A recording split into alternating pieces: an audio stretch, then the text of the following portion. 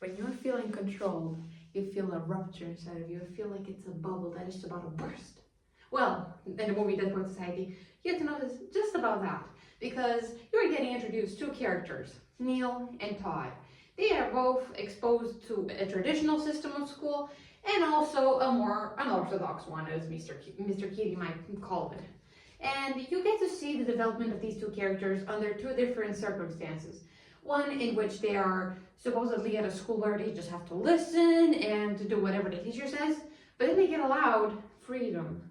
Freedom, what is freedom?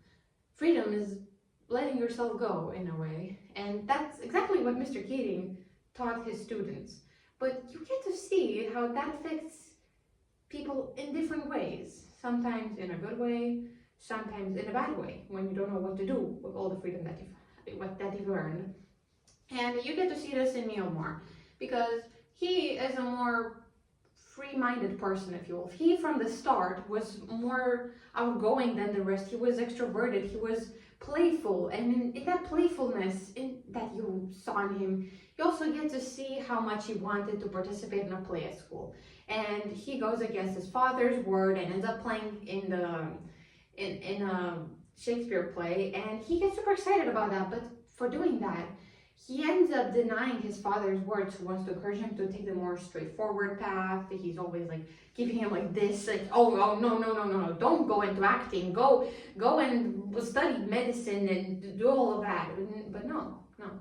Neil goes against any word of his father, despite all the warnings that he's received so far, and ends up in the play. And he is satisfied with that. And so is Mr. Keating. Mr. Keating is proud that after he gets to like show the students how it's truly like living, and he does that, but in an interesting way, because in his class they do not learn by the book at all. In fact, he encourages them to rip out the pages from the book, and they completely break free from any sort of like control. And you might think that's really good what he's doing, but then you get to the point that Neil is just so wrapped up in this happiness that when his father denies him to go at any other play, he doesn't know how to handle being controlled yet again. So he ends up taking his own life, which I believe is not the way things could have gone only. I believe that what Mr. Keating failed to show his students is that sometimes control is good,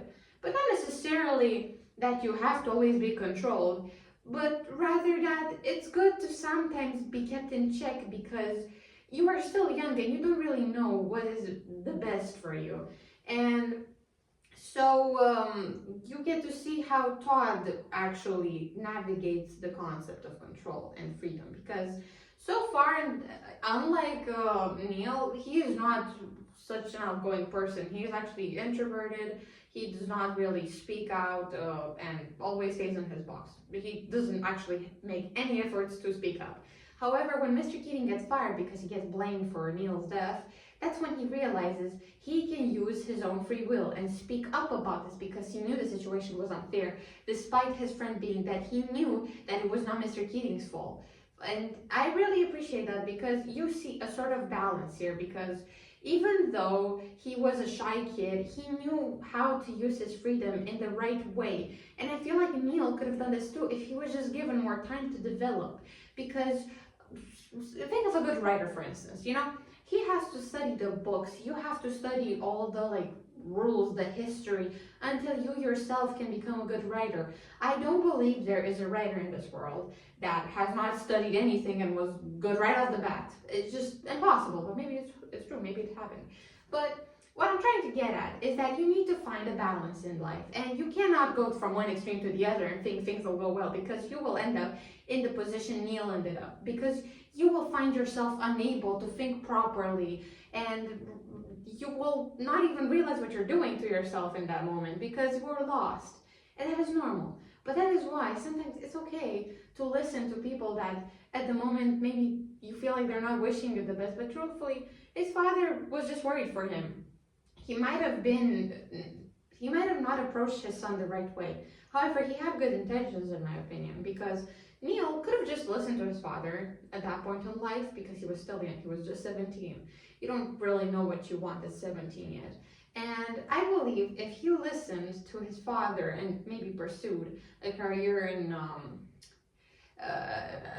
to become a doctor, maybe he would have not enjoyed it, but he would have had a safe route.